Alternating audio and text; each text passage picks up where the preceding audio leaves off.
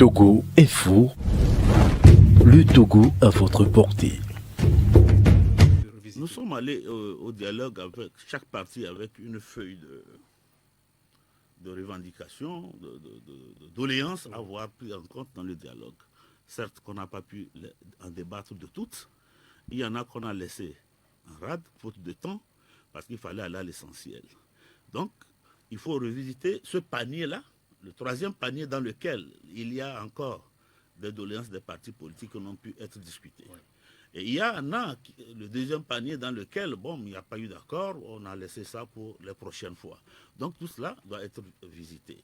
En dehors de ça, il y a parfois les compromis qui ont été trouvés, mais qui nécessitent qu'on s'y attarde un petit peu pour trouver encore des réponses. Vous parlez d'élections. Pour nous, MCD, on va le dire tous les jours, une CENI politique n'est pas une solution pour les Togolais. Pour nous, c'est une arnaque politique. Et pourquoi? Pourquoi? Au nom de quel principe? C'est les élus d'aujourd'hui qui déterminent qui demain doit organiser les élections au Togo. Au nom de quel principe? C'est unique. C'est les partis qui sont présents à l'Assemblée nationale qui élisent les membres de la CENI. Sur quelle base? Sur quelle logique? Visitez le statut des membres de l'Assemblée nationale, encore moins dans leur règlement intérieur. Vous ne trouverez aucune disposition qui leur donne ce pan de compétences. Donc c'est illégal. Ce n'est pas compris dans leurs compétences de s'attarder sur des questions d'ordre électoral et élire les membres de la CENI.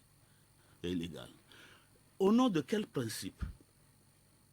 Ce sont des partis qui sont déjà bien nantis, qui sont à l'Assemblée, qui doivent retourner à la CENI. Ça nous apporte une difficulté supplémentaire sur le plan de l'égalité de chance devant la loi.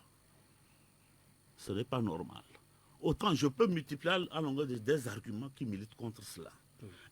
Et on aboutit à quoi? À des inepties parfois. Vous avez des partis qui vont siéger à l'Assemblée, à la CENI, mais qui, au moment des élections, n'ont même pas de candidat. Au même moment, des partis qui candidatent n'ont personne pour pouvoir suivre, protéger leurs militants. On nous dit, oui, qu'il y a des membres de CENI et de CELI qui sont sur le budget de la CENI, mais il y a également les représentants des candidats qui sont là. Mais ils ne jouent pas tous le même rôle. Alors, qu'est-ce que vous proposez? Nous proposons qu'il faut migrer vers une CENI technique. On pourrait trouver moyen de mettre en place... L'argument qu'on nous sort quand on parle de CENI technique, c'est que tous les Togolais sont politiques. On ne peut pas trouver quelqu'un qui est neutre. Je dis c'est faux.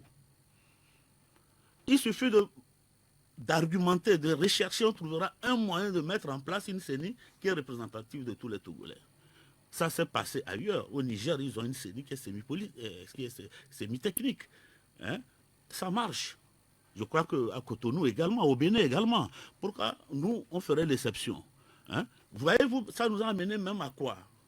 À mettre à la tête de nos CELI des magistrats qui sont censés trancher les contentieux lorsqu'ils naissent. Mais c'est les mêmes magistrats qu'on politise maintenant les mettant à la tête des CELI. Ce n'est pas normal. Chacun doit rester dans son rôle.